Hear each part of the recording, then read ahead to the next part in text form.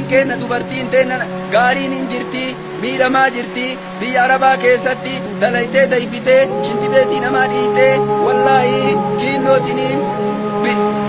meeshaa dhiquun kan isii ta'ee nyaata affeeluun kan isii ta'ee dayfitee fittee duniyaa isii kana eeggadha dubartiin tuni wallaahi maal yaa rasuuli rabbii kaddila'ii akka cinaachaati jaan cinaacha gubbaa sanuu cinaacha gubbaati jechuun dubartiini maalleetiniin haalli isii ammalleetiniin yoo dabde achii namaan qajeeltu bobaa jala kaayadhaa jecha bobaa jalaan baafatina